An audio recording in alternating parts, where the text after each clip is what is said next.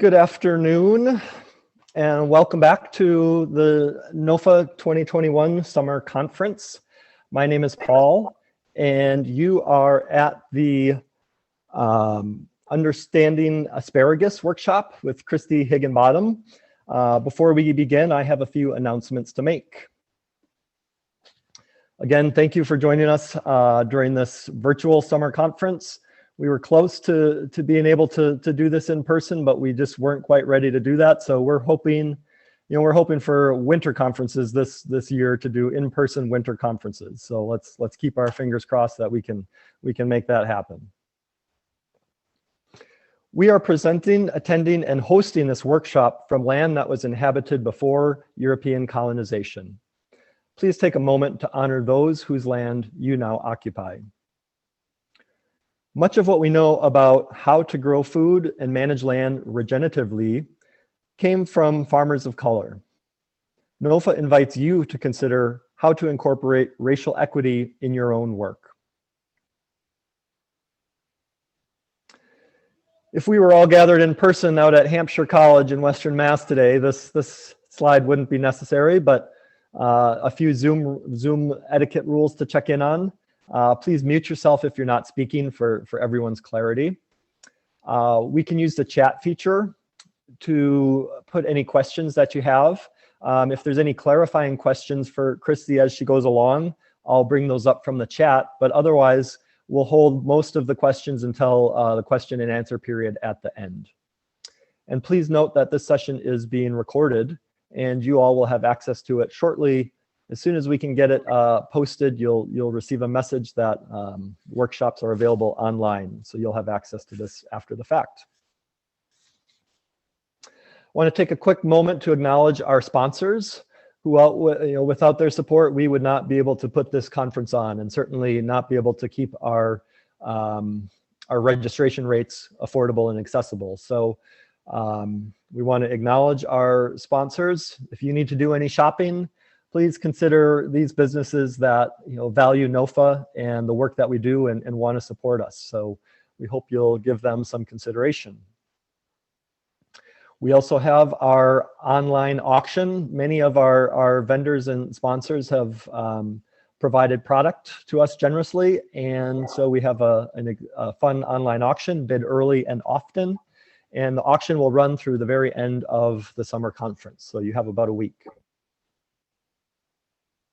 And one of the highlights of the in-person conference, I think, is the vendor marketplace, which is always a great gathering place with lots of interesting things. And I'm happy to say that this year we have a virtual vendor marketplace, which you're able to check out.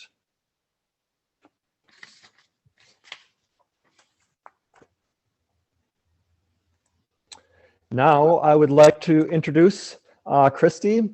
Christie Higginbottom coordinated the horticulture program at Old Sturbridge Village for many, many years and is still active on a part-time basis there. She's a frequent presenter on all things gardening and is a longtime friend of NOFA's. So Christie, I'm excited to hear about all things asparagus today. Thank you very much, Paul. We'll get underway. Okay, I call my talk Understanding Asparagus because I like to teach about gardening in a method that I've come to think of as plant empathy.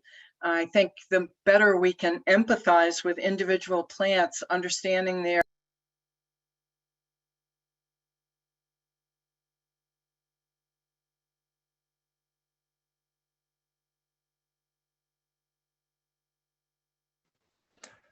Christie, I'm sorry, somehow you got muted.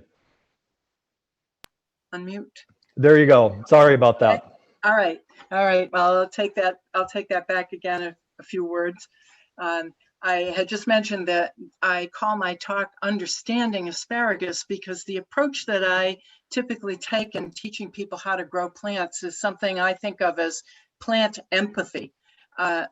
A real understanding of the needs of particular plants, of their cultural history in ways that enable us to have a better understanding as we would with people, and empathy, and a way to figure out how to solve problems with our plants by knowing the individual needs and desires of those plants. And so that's the approach I'm going to take in my talk today.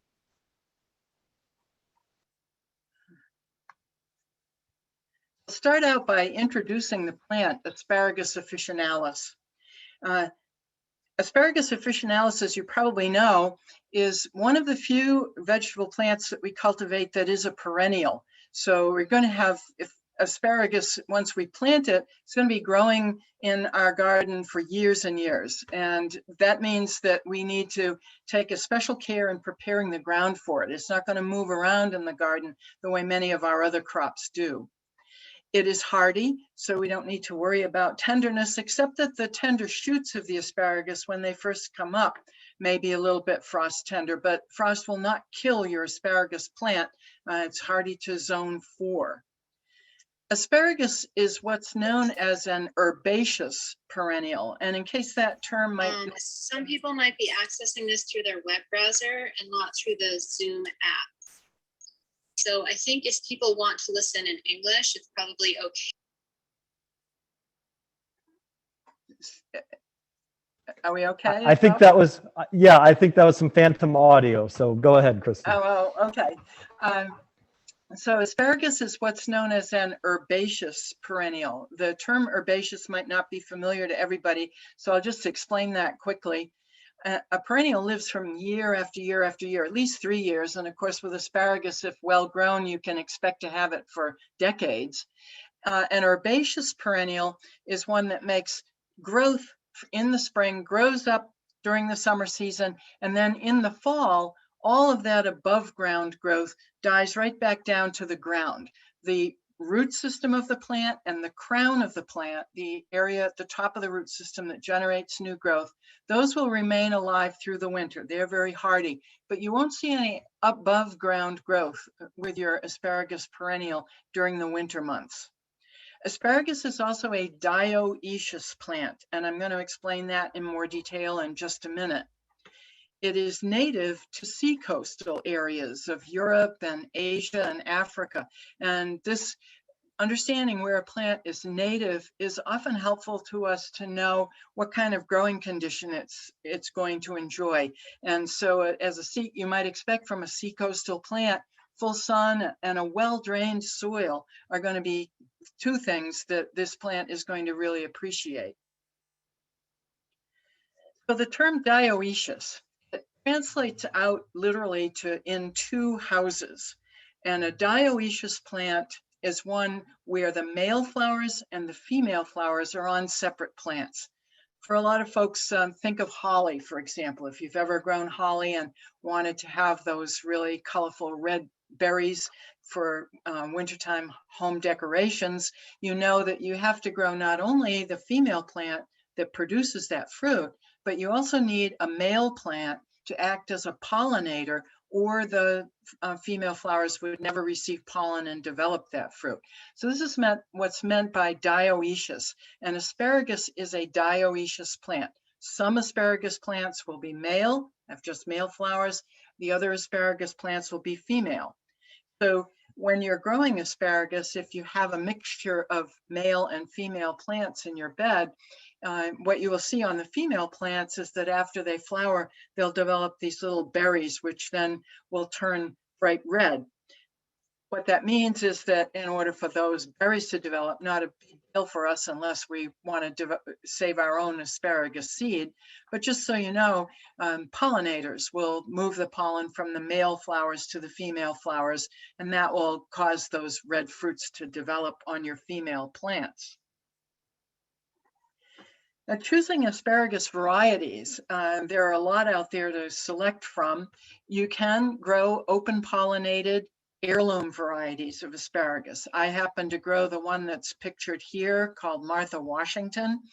And those heirloom pollinated heirloom varieties, when you purchase those, you are going to usually get dioecious plants. You will get some of your plants will be female plants, some will be male plants. Now, some people would like just have male plants. And the reason for that is that the male asparagus plants tend to be more productive. They don't need to use a lot of their energy to produce the fruits and the seeds. When a female plant is pollinated, then it has to divide up its energy between the production of new shoots and the production of ripening fruits on the plant.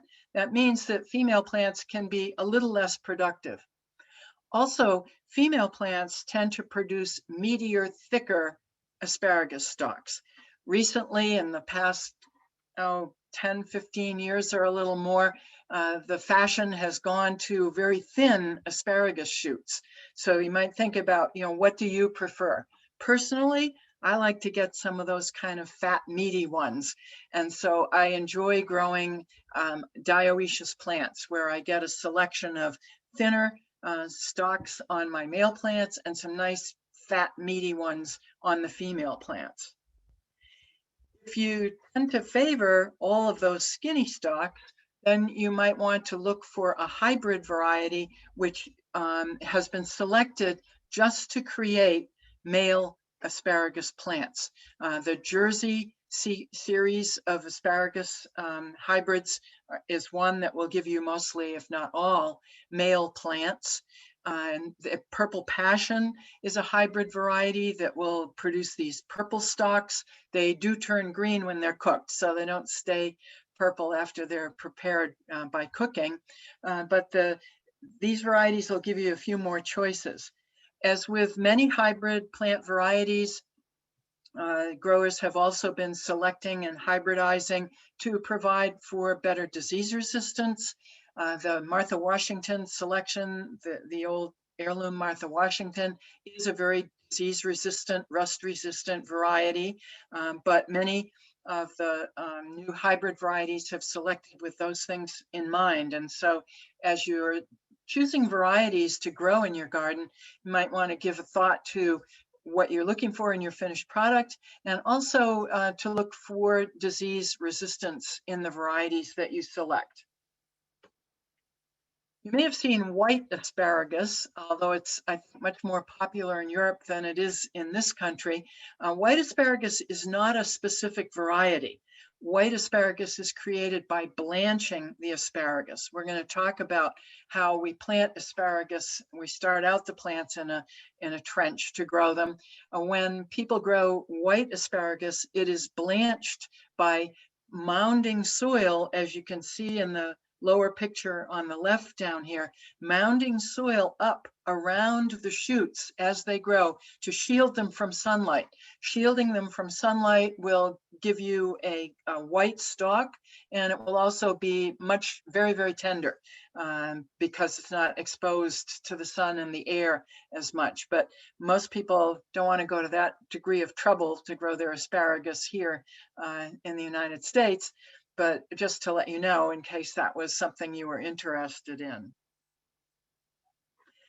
So selecting a site for your asparagus plants, because it's going to take you quite a few plants to give you a reasonable harvest. The estimates run to about 25 or 30 asparagus plants for a family of 4 if people really like asparagus. Asparagus is going to take up quite a bit of space. So here, this is an image of my home garden. What I selected to do, because my home garden is about 30 feet by 36 feet, and I want to be able to rotate crops within my home garden space and grow a sizable number of other crops. What I selected to do with my asparagus, you can see it growing in raised beds, and I'm going to talk about those in more detail. You'll see 4 raised beds of asparagus on the right-hand side, which is actually the north side of my home garden. And that way I can give those plants their perennial, everlasting space in my home landscape without taking space away from my own kitchen garden. Also, as you can see, this image, which is from probably late June or early July, probably June, I guess, in the garden based on where the other plants are in the garden. After the asparagus, we'll talk about its life cycle, but when it has to grow up during the summer season, produces these tall ferny fronds on the plant, those can cast some shade. So you want to give some thought to where you locate your asparagus relative to other plants in your garden, because it can shade the ground, which would be to the north side of this plant. So choosing a location for your asparagus that puts it on the north side of your garden means that it's going to cast its shadow where it won't disturb other plants, interfere with other plants in the garden. It needs a well-drained soil. One reason I chose raised beds again was just to be able to ensure that I can provide that well-drained soil for the asparagus plants. And full sun is best. Like most gardeners, I don't have an absolutely perfect location. So as I mentioned, the side of the garden where you see the asparagus here is the north side. Most of my sunlight's going to be coming in on the left side into the garden here from the south. On the west side of my garden, you'll see I've got my neighbor's got some pretty large trees. So late afternoon, I do get some shade in my garden, and also some potential root competition from those trees. That's something that a lot of us don't think about when we're locating things, and particularly if we're going to be locating a perennial crop where we aren't going to be able to dig in and remove root competition easily. It's best to locate things far enough away from trees so that you're not going to have underground root competition for nutrients with your asparagus bed. You want to be sure that when you prepare the soil and get it ready for your asparagus, that you have eliminated the weeds. This is especially true of any kind of perennial weeds. One of the reasons why I often suggest that fall is a great time to begin the preparation for asparagus beds is that really, I think in the fall, when things are kind of winding down in your garden, when other crops are not demanding as much attention as they do in the spring and summer in your garden, it becomes a good time to focus your attention on preparing the ground. And if we can do that in the fall before we are going to plant asparagus the following spring, we have a lot of time to eliminate weeds, to get them out of the ground, especially any perennial weeds, because once your asparagus is in the ground, it's going to be next to impossible to really eradicate those weeds without damaging your asparagus plants. So we want to make sure we've gotten rid of those.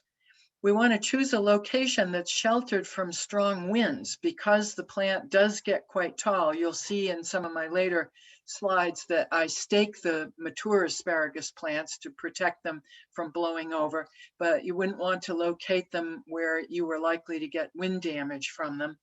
And for all of these reasons, I think raised beds are a great idea. Not absolutely necessary. You can certainly put good asparagus beds right into the ground, but there are many advantages to choosing raised beds for this crop. So how do you grow asparagus? Where would you start? We've got a couple of options. You could start with seeds. Like a lot of crops, starting with seeds can give you a broader selection of different varieties available, but it does mean you're going to be starting your own seedlings, and you would start those indoors about 3 months before the last frost. Asparagus seed can be very slow to germinate. It can take about 3 weeks. So it can be a little bit of a fussy crop to grow yourself from seed. Most people will recommend pre-soaking asparagus seed before you plant it. And then once those seedlings are big enough and the weather has warmed up a bit, they're going to need to be hardened off and then planted outdoors into a nursery bed, a selected area, kind of a neonatal care area, if you will, where you can grow those tiny little asparagus plants on for at least one season before they get located into their final growing location. This is an option for you, but most people will choose to raise their asparagus from purchased crowns.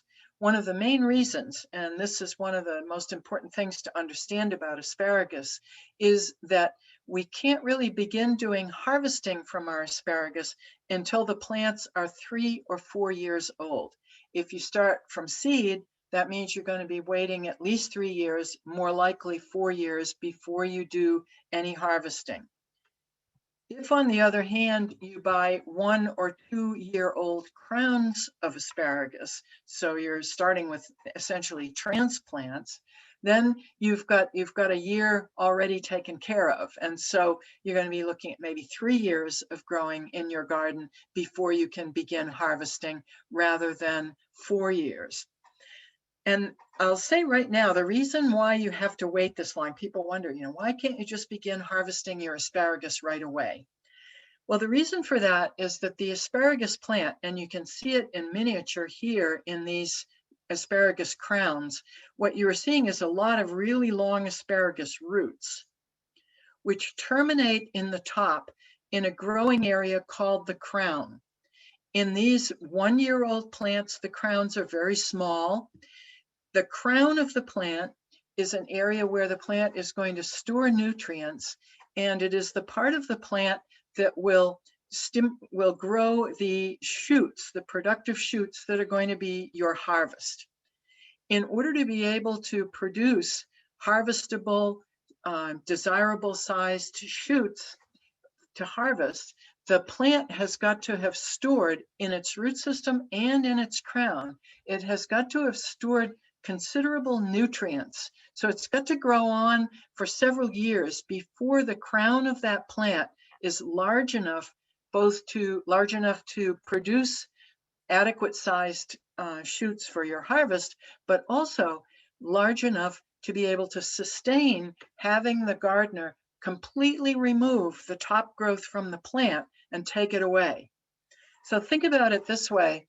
The crown and the root system of a perennial plant like asparagus is sort of like a savings account.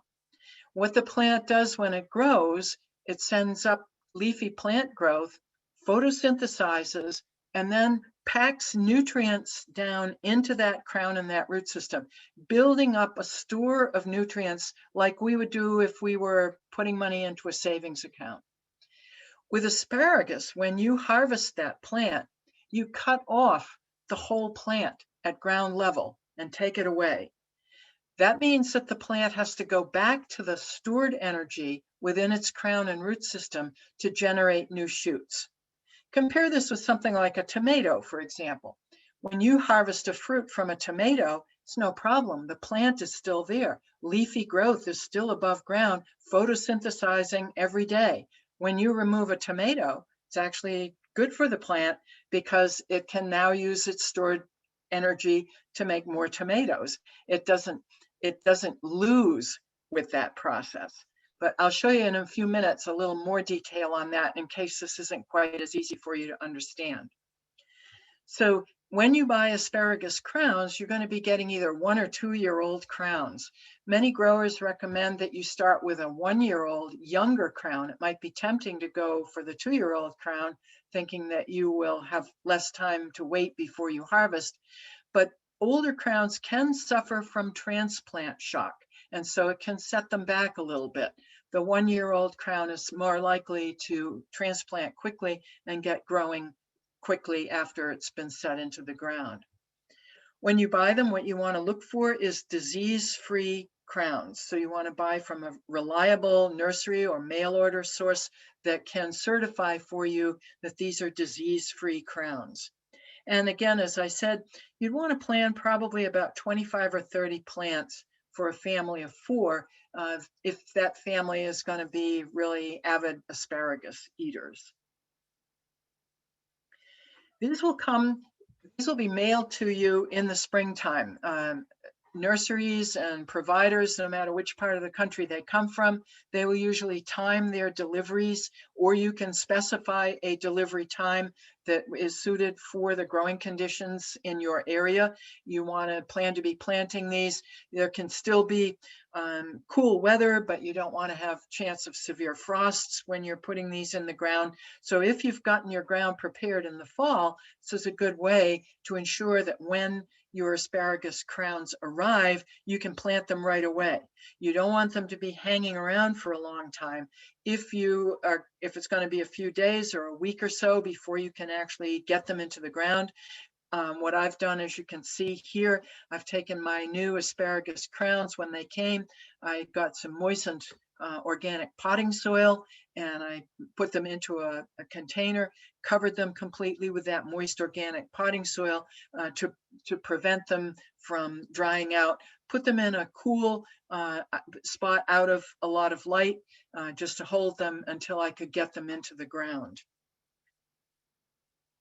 This is what they look like. These are 1-year-old asparagus plants. Again, as you saw in the earlier slide, you'll see the roots of these. You can see tiny little asparagus shoots starting to emerge from the upper crown of these 1-year-old roots.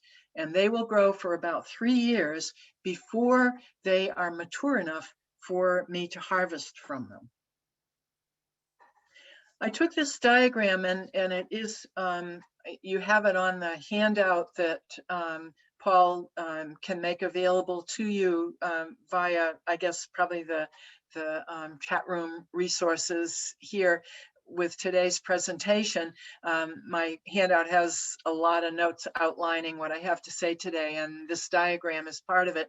I just thought it was a good diagram to illustrate the steps that you're going to go through, and I'm going to walk you through how I did that in my home garden. So asparagus is going to get planted by digging a trench. When the asparagus crown grows, that tiny little crown every year is going to expand both upward and outward in your garden. So to give it the space that it needs to develop a really healthy crown that can store large amounts of nutrients that will then support a 6 or 8 week harvest of asparagus spears and keep the plants growing healthy while you're harvesting, starting them out in a trench that has been prepared, dug about 18 inches deep, and then filled in the base with some loose soil and some compost mix. Then the crown planted about 6 to 8 inches below the topsoil line. And then as that crown, we'll cover that with about 2 inches of garden soil when we first plant it. And then as the shoots grow, what you're going to do that first year is you're going to come and refill that trench with soil several times as the shoots grow, so that you're packing soil in around them.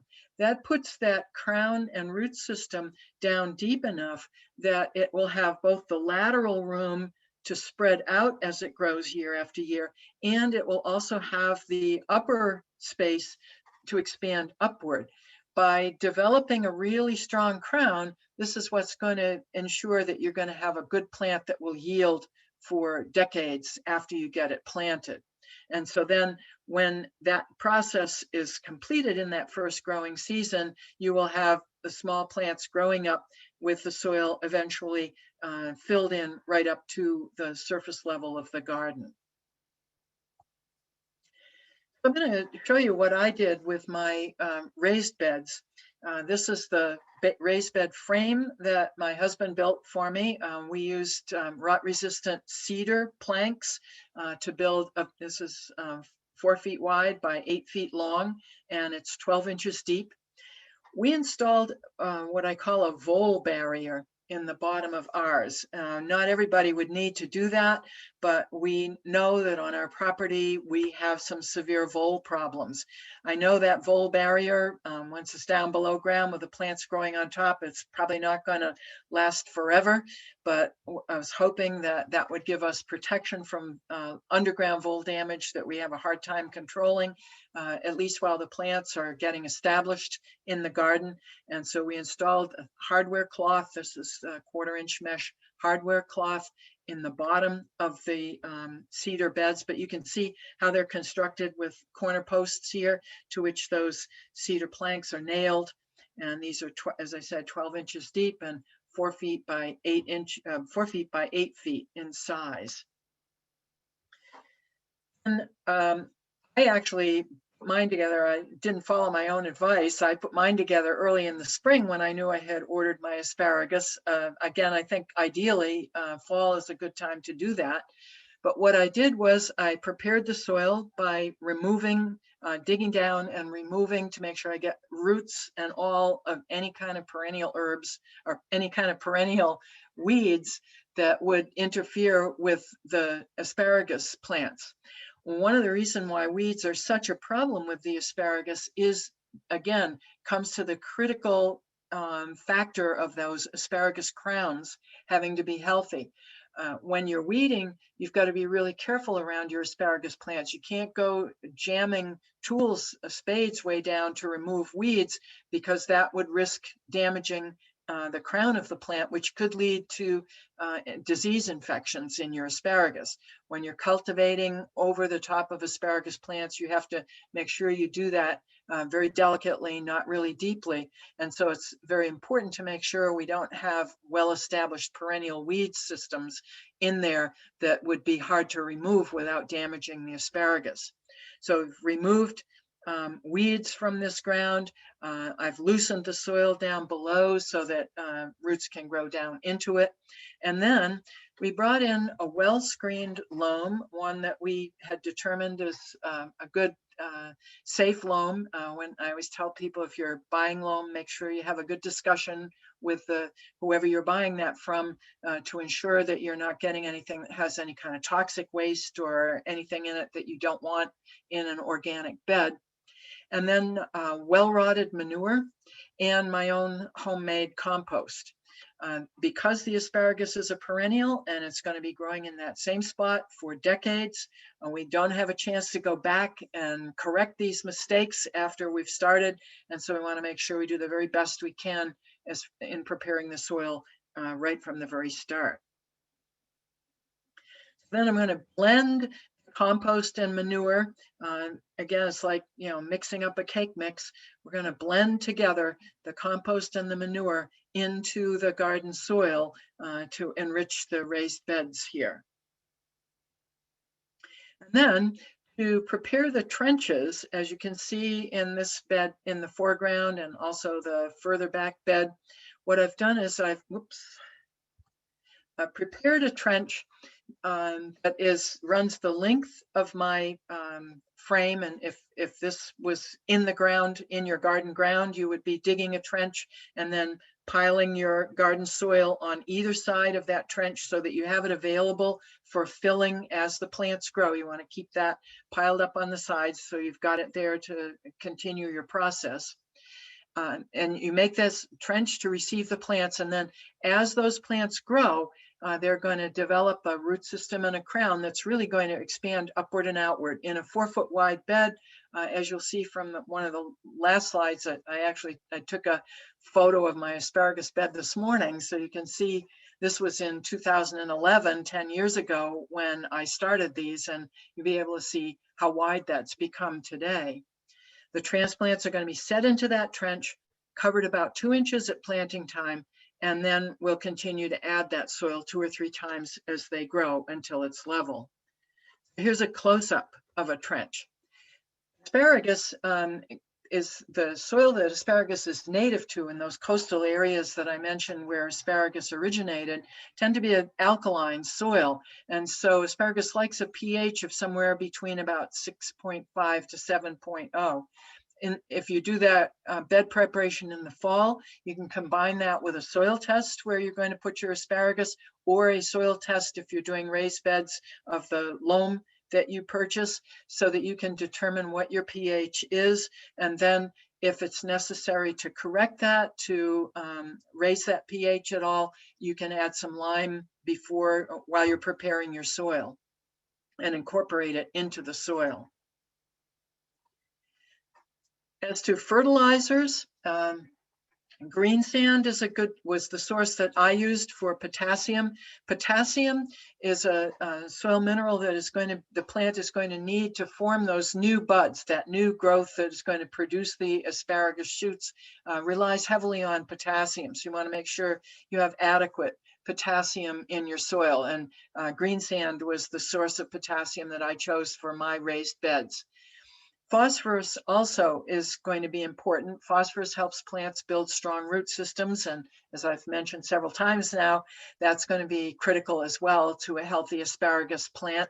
I used rock phosphate because it would give a gradual and slow release of phosphorus, so I don't have to keep renewing that all the time. And as the plants grow, we're going to be feeding them continually. So this is not a once and done process with your asparagus plants.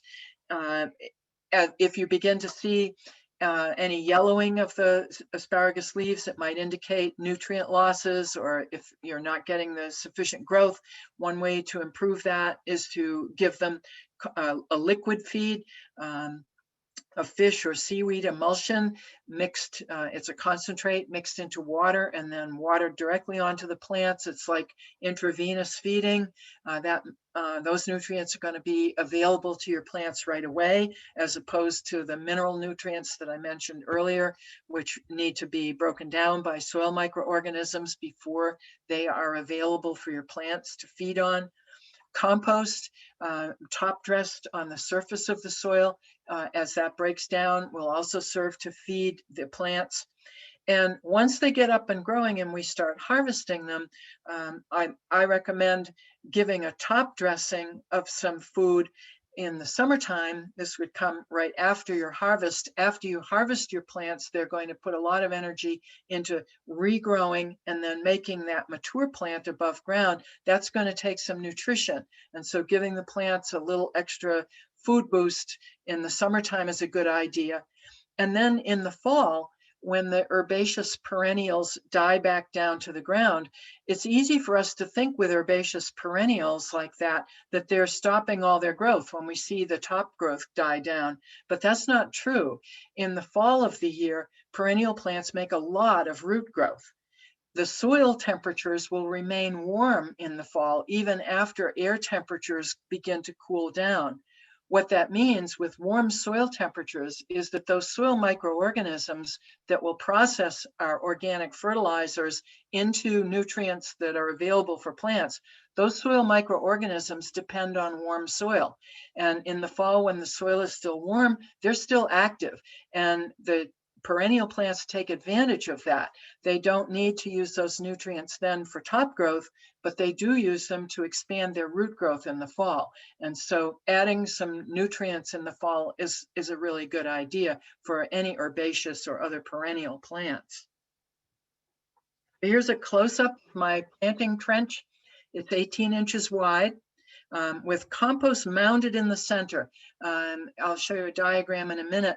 Remember those crowns with their roots. The roots are sort of like almost like octopus tentacles.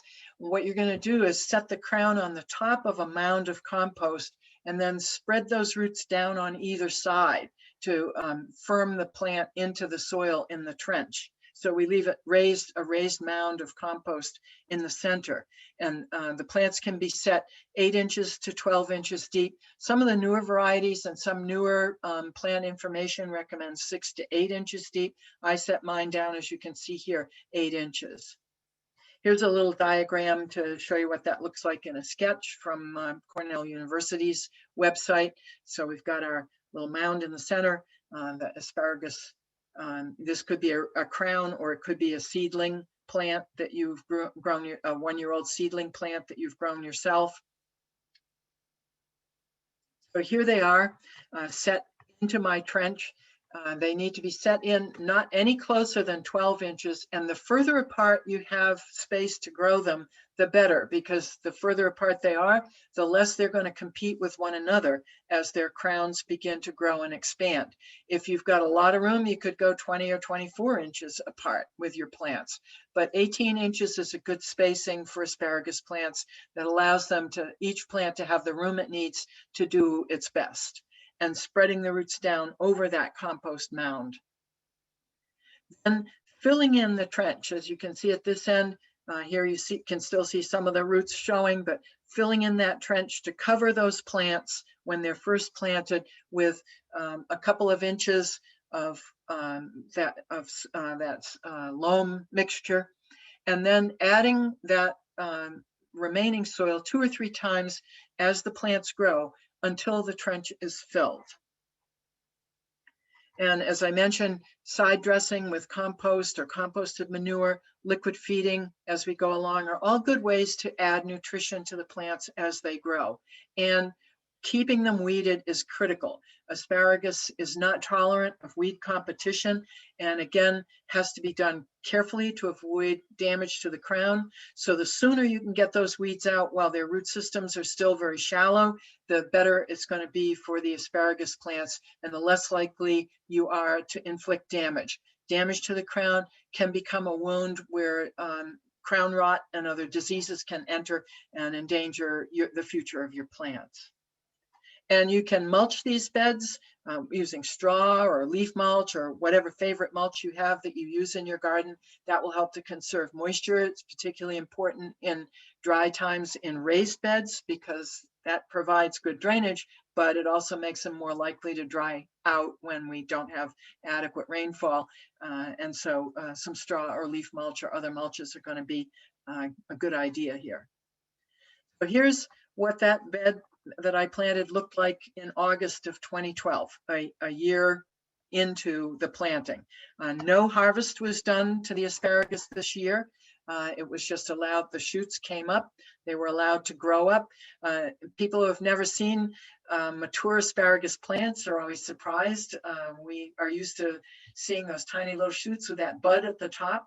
The little bud that you see at the top of your asparagus shoot, that's what it turns into when it matures in the garden during the summer season, are these ferny, leafy, really very attractive asparagus fronds. And of course, that is the part of the plant that is now actively photosynthesizing, manufacturing nutrients, keeping it growing strong so it can deposit as much into that savings account that it has down there in the crown as possible to ensure a future of substantial harvests.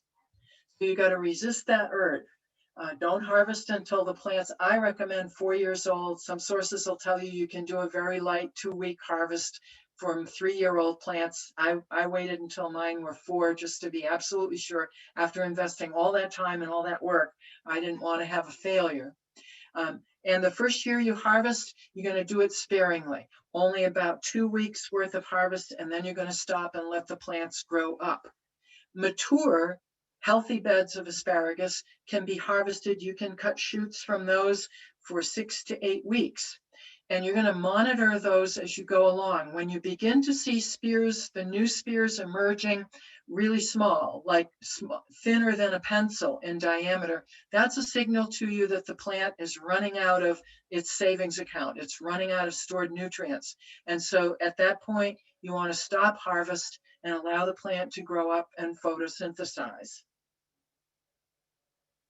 This is what they're going to look like when they grow up. So you got to let that happen. I once talked to some visitors at Sturbridge Village who were looking at our asparagus beds at one of our gardens there. And, you know, they talked about how they had followed all those directions and how the directions had said, don't harvest any of your asparagus until the 3rd or 4th year. And they said they waited that long to harvest, and they said their plants all died. And I said, wow, I said, when did you stop harvesting? And they said, what do you mean? And I said, well, when did you stop and let the plants grow up? And they said, oh, did we need to do that? And they had just cut down all those shoots as they came up because they didn't know. So this is really critical. And when you're harvesting, you can get a special, you can use a regular kitchen knife, or you can get a specialized asparagus harvesting tool to cut the spears just at the soil line. Or asparagus spears will naturally snap if you bend them off. So if you hold them down close to the soil line, you can snap the spear off. Many people prefer not to leave a broken off stem above ground, believing that that could be an attractant for diseases to infect your asparagus. So a lot of sources will recommend cutting it at or just below soil line. You want to be careful when you're harvesting. There are new little shoots coming up from the crown where you're harvesting. So you want to be really careful when you cut that you don't damage the emerging shoots still to come. Then in the fall of the year, what will begin to happen, as I mentioned, herbaceous perennials will die back in the fall of the year, and there won't be any above ground growth alive during the winter time. But you want to wait in the fall and don't cut back those ferny fronds until they are brown.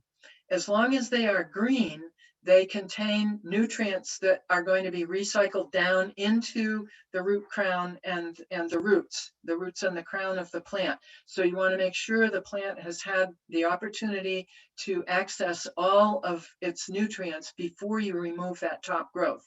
So wait until the stems have turned brown. This is true with any herbaceous perennial plants you might have. And then you can cut them back, and this is what fall cleanup looks like. There are several reasons for cutting those off, and main reason is to prevent the persistence and spread of insect and disease problems with your plants. We'll talk in a minute about those issues. And so this is what my asparagus bed looked like in November of 2011. The plants have been cut back, and the top of the beds has been top dressed with well broken down compost to provide some nutrients for the root system of those plants in the fall. So this is what my asparagus bed looked like this morning when I went out into my yard. You can see now how the crowns of these plants have expanded. So I'm now getting shoots coming up the full width of my 4-foot wide beds. This is 10 years into the cultivation of the plants.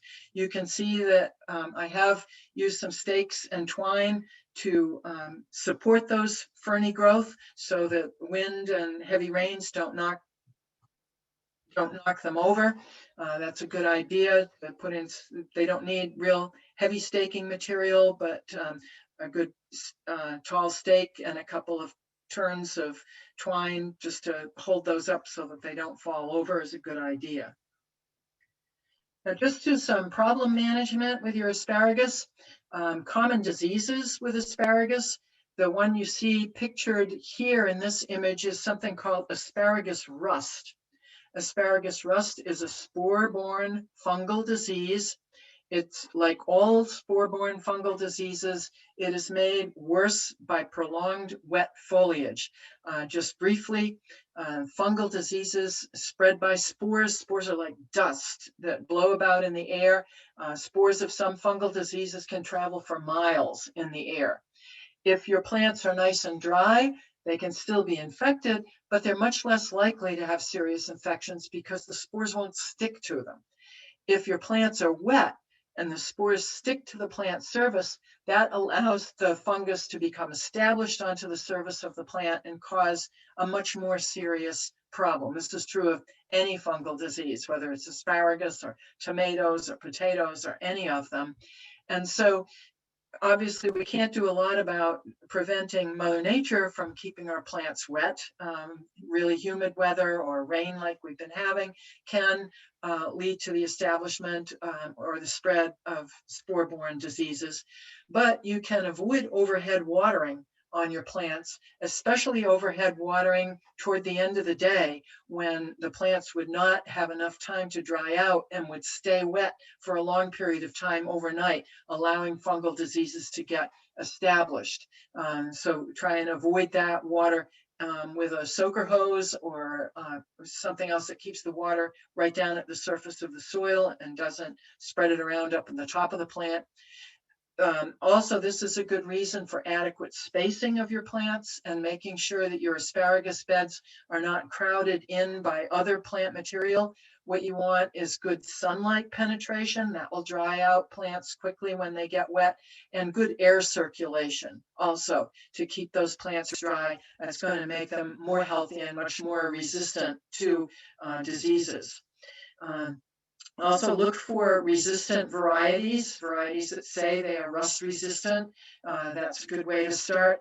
And then, of course, as with any plant disease, the healthier the plant, the more likely it is that it will not be infected heavily by diseases. So growing a healthy plant, do not over harvest your plants. One of the problems if we harvest too long with our plants, over harvest them, is that then deprives them of nutrients, that weakens the plant, making it more susceptible to various disease problems.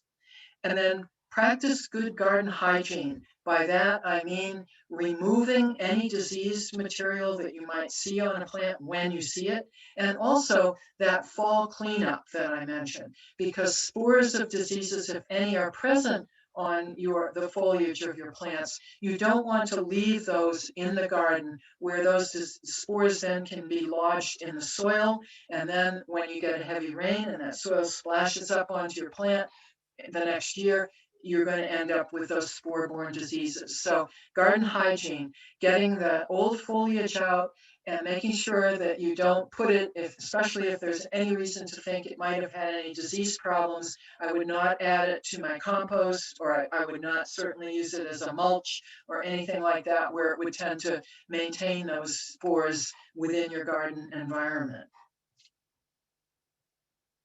Another disease that can be a problem for asparagus is crown rot. And this is a fusarium wilt disease that attacks the underground portions of your plant, the crown and the roots of the plant. So to control or prevent this particular disease, again, you want to make sure you get disease-free crowns in the beginning, or grow them from your own seed. Grow them vigorously so the plants are really healthy. Don't over-harvest and weaken them. And make sure you don't damage the crowns of your plants as you work around them. Cultivating and weeding, any wound you open up in the crown can then become a vector for the disease.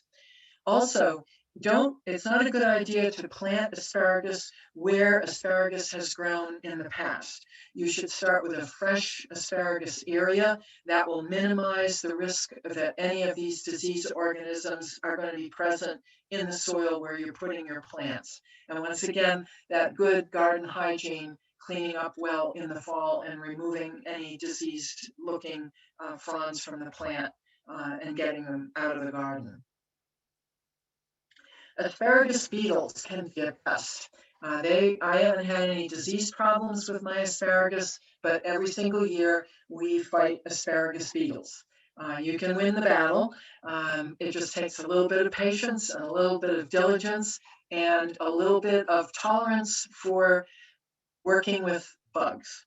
So the asparagus beetle here, there are two different varieties of asparagus beetle that you will see in your garden. A spotted asparagus beetle, which is the red one with the black spots on it. These are not ladybugs. Look carefully and you'll see they're not round and heavily domed like a ladybug. They're long, kind of elliptical shaped beetles. Or the common asparagus beetle, which is the black one with the white dots on it. They can start to appear, as you see on the lower left, when the spears begin to appear. You can sometimes find them in the upper portion of the asparagus spear. So the important thing is to start watching for these guys as soon as the asparagus sprouts begin to emerge in the spring of the year, and that's in May. The other signs you are going to see, I should back up just a sec, because you can see, look at this picture on the lower left, you'll see not only the common asparagus beetles, but if you look at the surface of this shoot, you can see these little black projectiles that are sticking out. Those are the eggs that these beetles are laying. So the asparagus beetles, the adult beetles, will emerge in the spring of the year, and they will be the first thing you will see on the plant. Then you will see, after the beetles mate, you will see these tiny little eggs on the stems and fronds of the asparagus plant. Those then will become the larvae, and these are the guys that do a huge amount of damage. The adults can be damaging as well, but the larvae, when we get to that stage, what we want to do is try and prevent, we want to stop the invasion of the asparagus beetles with that first generation, if we possibly can. So the way we do that at our house is we go out early in the morning. We set aside for our 4 beds that you saw there. It takes probably 15 or 20 minutes in the morning with a cup of soapy dishwater. and we go out into the garden. I go early in the morning because early in the morning, the bugs are a little bit sluggish and they won't escape you quite so quickly as they will later in the day when they may fly away quickly. One of the things to know about their behavior is when they feel frightened, what they do is they drop to the ground. So as soon as you see one, put your little container underneath it and then just tap near it and it'll drop conveniently right into your container. If you miss them, take a quick look down at the ground and you will often find them on the ground. The red ones are easier to see on the ground than the black ones. But we just go through the whole asparagus bed, looking really carefully for, spending 15 or 20 minutes in the morning, doing this intensively in the late May, early June period when the plants are just starting to emerge. And then we'll start to see the decline in these beetles. We may miss a few. We can also rub off those eggs when we see them. Those are the easiest things to catch because they don't run, they don't fly, and there might be 6 of them all together. So you're getting rid of 6 bugs at once.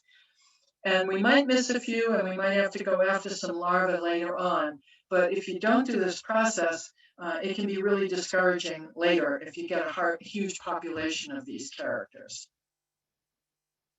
So hand picking, again, garden hygiene, cleaning out the old plant material in the fall to make sure you're not providing an overwintering site for the adult beetles.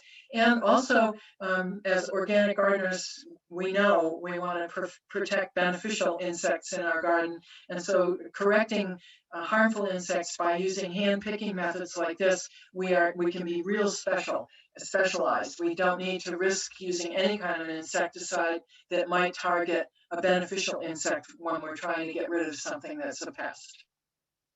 So this is the typical life cycle of that asparagus beetle. The adults overwinter, they emerge and damage the crop early, they mate, they lay those little eggs, that produces the larva, and then that pupates in the soil and becomes another generation of adults. So stopping the process right up here is going to be the best way to control those. And you can get a little help from your friends. If you happen to have chickens, they are a real great help in getting rid of things like asparagus beetles.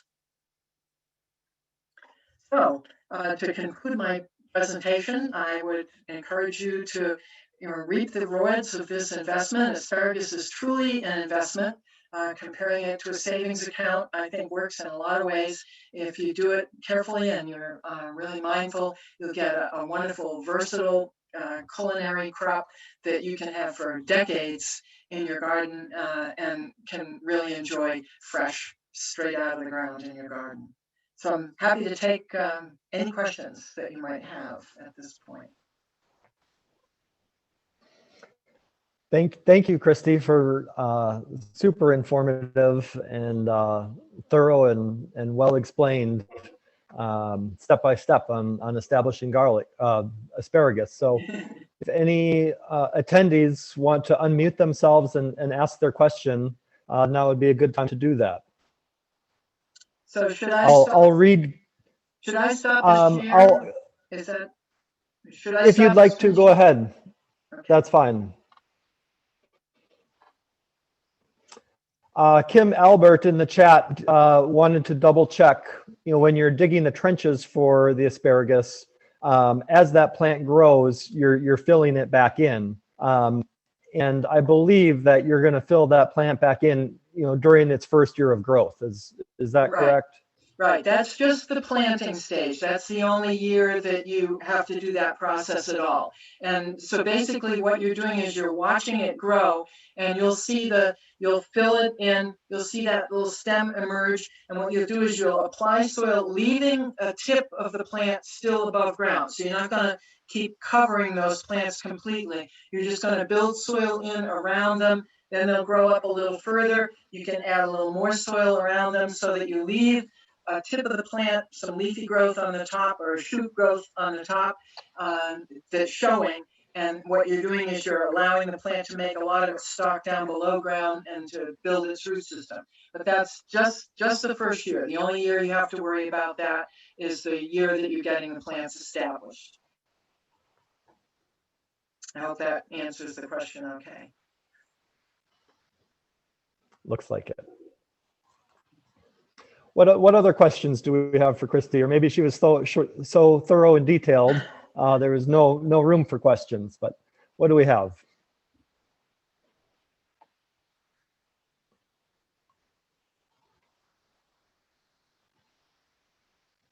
Well, while other people are thinking of their questions, I have a question for you. When I planted my asparagus, I did not put any wire underneath them, and they're just in my garden.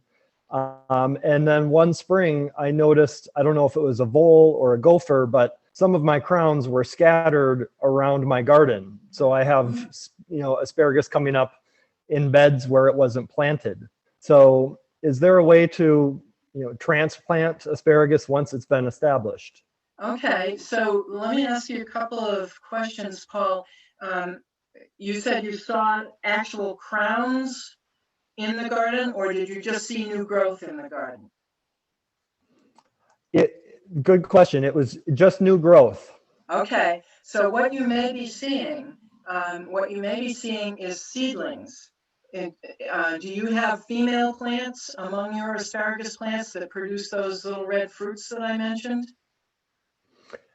I haven't noticed, honestly, that I haven't looked that closely, but I will now, and that might make sense. That's very common. One of the reasons why people, I mentioned several reasons both to grow the female plants and also not to grow the female plants, and people can decide what they want to do. But one reason that people don't want to have female asparagus plants in their garden is that ripe red berry, those will fall off your plants into your garden bed, and they're very likely to germinate. So it can become, you can end up with little weedy asparagus plants in the rest of your garden. That's very common, not unusual at all. And what you'll see are just these very tiny little leafy asparagus plants coming up. And yes, you certainly could transplant those just as you would if you were growing your own plants from seed. So usually as I mentioned, when you're growing plants from seed, what you usually want to do is set aside what you would call a nursery area, because in the first year of growth, those seedlings are really tiny and kind of delicate. And that allows you to have a special, and they can grow much closer together than you would plant them in their final location, because they don't have a big root system yet. So you could, grow a dozen or more little seedling plants in a relatively compact space during their first year, nurse them along, care for them, bring them up. And then in the second year, in the spring of the second year, you could transplant those out to the trench style prepared area that I described earlier. But I'm betting, unless you saw real active digging, that looked like some kind of ground woodchuck or something had actually gotten into your asparagus bed, I'm betting the odds are probably that what you have are seedling asparagus plants from your mature plants, because it's real common to find them growing around mature plants if you have the female plants in your selection. I never even thought of that, but it makes great sense. I should have mentioned it because some people will say, "Oh, I don't want female plants because they get all those little asparagus." Personally, I find them perfectly easy to pull out when I'm weeding, and I like the fat spears, so I like to have some female asparagus plants. Great. Wendy, are you there? This is Sarah. Sarah, I'm on the phone actually for, it didn't attach me to my name well, the way it's supposed to. Fall seedlings, if he were to just leave them where they are and let them grow up for whatever reason, there are not enough, would he have fewer stems to break off? Is that one reason why you plant the crowns underground so far, so you get lots of stems coming up? Yes, you're going to get more production.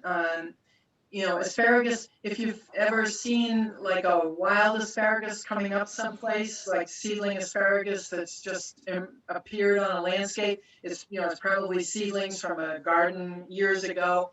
what you will usually notice about those is you can recognize the plant, but it's not going to have as dense a selection of spears. The spears are going to be a lot smaller. Plants are going to be alive, but they're not going to be strong from a harvest point of view.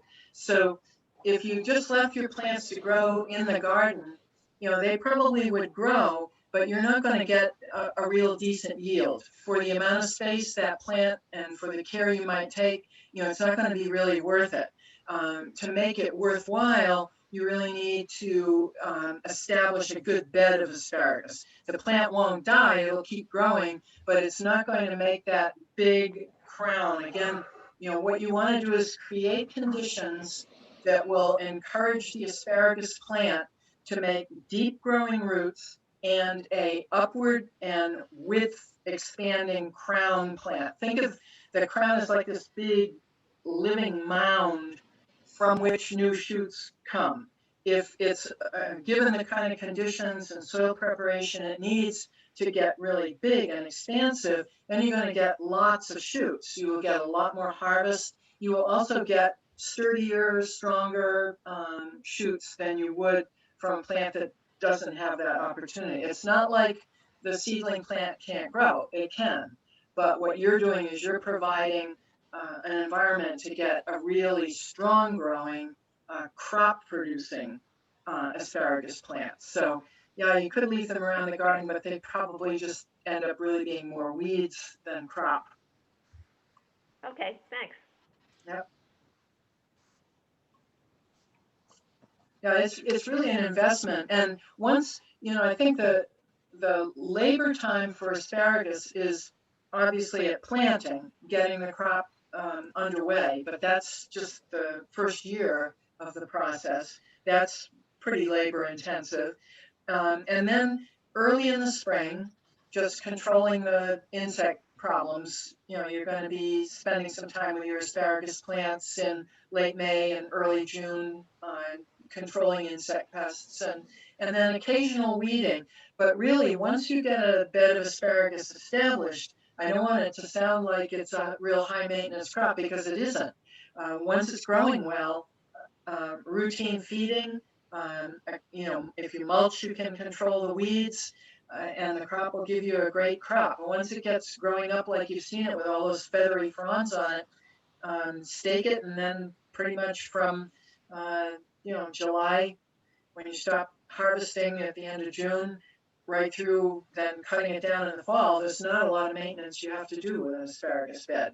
It's really low maintenance compared with a lot of the other crops that are going to be taking your time midsummer and early fall. Thanks. Okay. Great. Wendy has a question in the chat, which I'll read. And Wendy, feel free to unmute yourself and follow up if necessary. Wendy asked, this year, for the first time, I have observed brown tips on the fronds. Showed up in July. Any guesses about insects or diseases that might cause this? Do plant hoppers feed on the stems, possibly?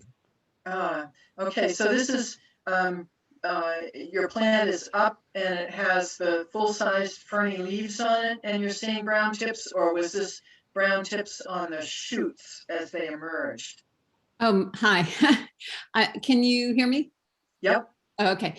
So I have 600-foot rows of asparagus. It's for a small farm. And we planted them from seedlings a couple of years ago. So we haven't started harvesting them yet. They've been super healthy, really tall.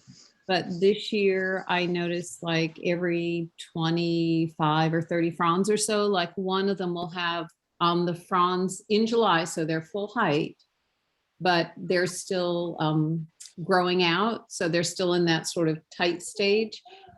They're brown, just a couple of inches from the edge, and they're drooping over like they've been damaged.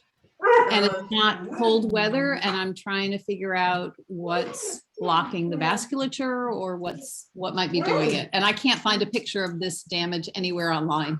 Oh, okay. So it doesn't match any images you saw of rust. No. And the rest of the plant is healthy. The rest of the crown, it's just the tips. And I've been seeing a lot of wasps and a lot of flies on the plants, and I wondered if there's by any chance one of them that's ovipositing or something. Right, it's not anything that I'm aware of. I'm not sure what the problem might be. As with any plant where you see damage like that, it's probably not a bad idea to remove it. Just to be sure that it isn't something that's actually living on the plant that could spread from plant to plant rather than physical damage that you're experiencing from your plants. So yeah, I'm not sure exactly what that would be from that. I know that the rust, will cause browning of the growth of the plants, and that can show on tip growth. Tip growth being more tender, oftentimes spore-borne diseases can get established on that. But I'm not sure. I'm sorry, I can't give you a better diagnosis on that. No, that's okay. Thanks. It's mystifying to me as well. Yeah, I don't know if some of the university soil test labs also have a disease analysis lab. You might try something like that. Right. Yeah, I think that's where I'm headed next. Thanks. Okay. I appreciate it. It was a great presentation. Thank you.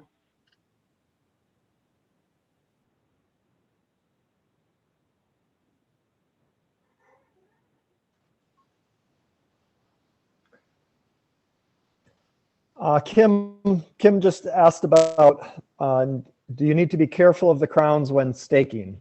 I think in your pictures, your stakes were on the perimeters of the beds, probably for that reason. Right. Yeah. I don't use really, as I mentioned, I don't use a really big diameter stake.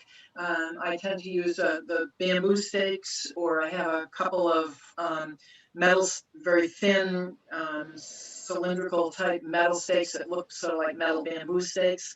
And I use those, forcing those down, but you don't need to be right up tight close to the plant. You just sort of need a framework around the outside that they can sort of lean on. You don't need to do, individual stem staking of asparagus plants. So there just needs to be a kind of a fence right around your border just to kind of support them. If they lean a little bit one way or the other and they're supported, they're okay. So yeah, I do try and avoid, and I don't put lots and lots of stakes in with that 8-foot long bed.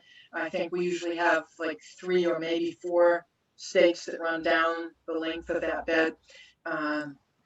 Yes, you do want to avoid damaging the crown. You want to avoid damaging the crown in any way. So staking would be one thing you'd want to do carefully.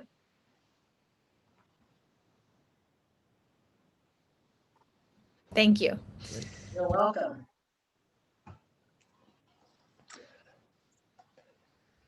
Christie, I have one more question. Is there any recommendations for companion planting, or if you're especially in an early on in your asparagus bed, if it's thin and you don't have a lot of growth there from the first year, is there anything else you might plant as an annual within your asparagus to try and keep weeds from getting established, or just use your space better? Okay. Yeah, I think, in our conversation that we had, Paul, at the beginning, before we actually started this session, I had mentioned that, I've been gardening for a long time, and probably like a lot of home gardeners, all the new information emerging about soil management techniques, no-till kinds of gardening techniques, regenerative soil management, and cover crop management. These are areas where I'm learning a lot right now, and I'm working on it. For me, it's always been a mental exercise to try and work out how any plant that would be growing right up close to a plant that doesn't like weeds, how is it that plant then could coexist with this plant in a beneficial way when root competition could be harmful to the plant. So I'm still struggling with some of those concepts.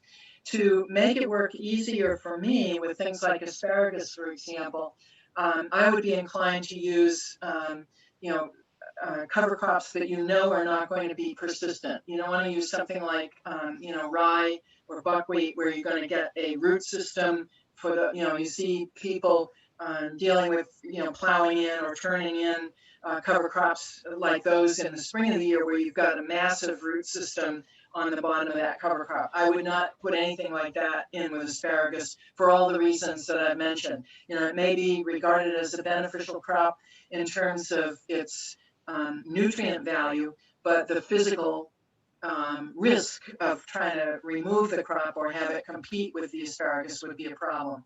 So if I were going to do anything at all, I think it would be something like crimson clover. I used a crimson clover cover crop in other parts of my vegetable. I haven't done it in my asparagus, but I've used it in other parts of my vegetable garden as a test for me to get better acquainted with cover crops. And that one was one that worked fine for me because I was able to interplant with it easily. I found its root system wasn't really complex. And where I didn't want to keep it in the area, I just sheared it off at the ground level and piled it around as a mulch to take advantage of the nitrogen that the plant had stored. So if I were going to experiment with anything, that's what I would use. And I probably wouldn't do it in the first few years of my asparagus growth while the plants are still getting established.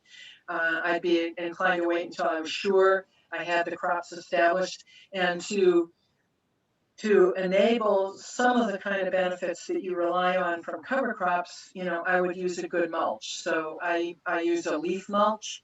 I know when that breaks down, that's got a lot of good nutrients in it. I know it encourages, earthworms and other real beneficial soil organisms.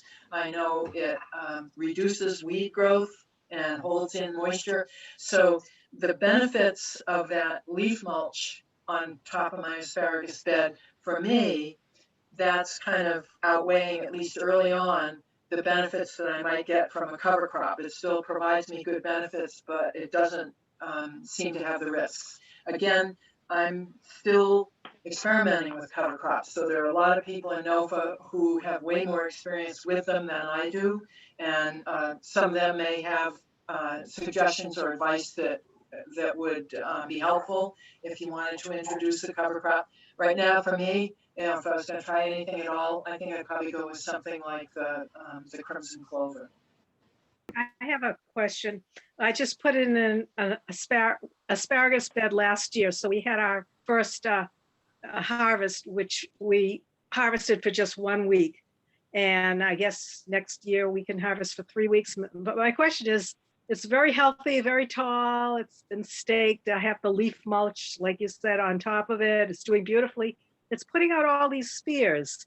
Can we cheat and have some as a fall crop, or should we really, really wait till next year before we harvest more? That's my question.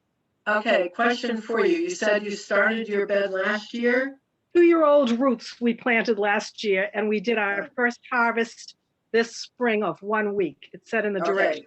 So you said two-year-old roots?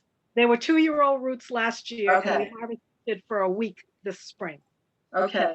I'm pretty conservative. I would be inclined, since you got a harvest in your 3rd year with these, only a year after they were introduced into the ground, I'd give them the benefit of the doubt. Let them have all that nutrition they're going to get. The response that you're getting from them may be partly their age in response to your harvest. So harvesting them can make them continue to make some new shoots. So I think I tend to be conservative on this. Yeah, just because of all the time you've put into it, you'd hate to make a mistake at this point. And they're very tall. They're very, very tall. They will be staked properly. And we have put the leaf mulch on them, and they like that. Yeah, it sounds like you're doing good things. Thank you so much. Yeah, I'd let them have the nutrients this year, and then you can, and you test drive. With a young crop, you're really careful to watch the first couple years of harvest. As they usually will say, maybe 2 weeks the first year that you harvest. And as I said earlier, even next year when you start harvesting, pay close attention to the newly emerging shoots. If you start to see emerging shoots looking a lot thinner, then you want to stop your harvest. And that's a sign that the plant's running low on its essential nutrients. And so you want to then say, All right. okay. So even though it says to in the directions, that I can do 3-week harvest next year, if after 2 weeks they start to look a little spindly, just ease off. Right. What you want to do is, the seed people or the people that sold you those, they're communicating with you, but the important one to communicate with is the plants in your garden. Right. And it's that plant empathy that I emphasize all the time. The better you get to know your plants, like getting to know new friends, the more likely your relationship is going to be positive. Thank you for your very much appreciated advice. Well, thanks for attending. Thank you. Looks like we have one more question from Rebecca, who wants to know, have you ever experienced a year when your asparagus seemed to go to fern much earlier than you expected? Oh, well, what will keep it going from becoming a fern is cutting it. So if you keep harvesting the shoots, you're not going to get any ferns if you've cut the shoot down to the ground.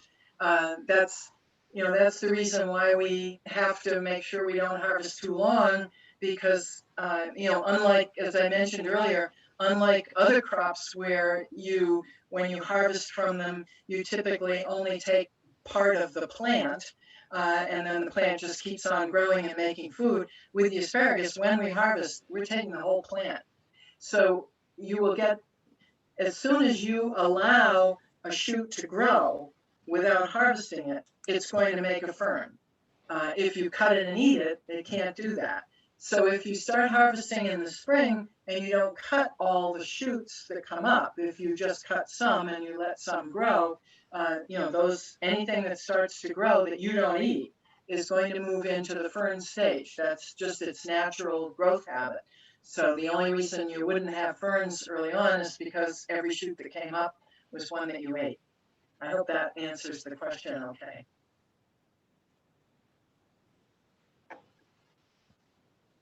I mean, some years you'll start getting shoots earlier, and of course, like with most perennials, that's going to be based on the nature of the spring season. How soon the ground, the snow melts away, the frost goes out, the ground starts to warm. We had earlier asparagus actually this year than we had for a couple of years, just because we had a warm spell here in the spring. It can take cold weather, so you can have frosts in May, and it's not going to kill the plant. It might damage the tips of some of those tender shoots, but not the whole plant. Rebecca said yes, and thank you. It answered her question. Oh, so not seeing any other questions. I did put a link to a survey evaluation in the chat. So please give us feedback on this workshop, as well as the summer conference in general, things that you liked or didn't like. So Christie, I really very informative, and I'm can't wait to get outside and apply some of the things that I've learned here today, and I'll be doing that throughout the year. So thank you so much, and thank you to everyone for attending this workshop, and we look forward to seeing you one more workshop this afternoon, and then another evening discussion, and more great things coming up tomorrow, as well as the evenings throughout the week. So thanks again for your attendance and for coming to the NOFA Summer Conference. Yeah, thanks everybody. And I would just want to mention that any suggestions that you have on the evaluation form, I always really appreciate any thoughts about how, if there are particular things that you thought worked really well, or if there are areas where you think something could have been clearer, please let me know. I like to refine my workshops. Great. Well, it shows, Christie. So thank you, and have a good rest of the workshop, everybody. Bye-bye.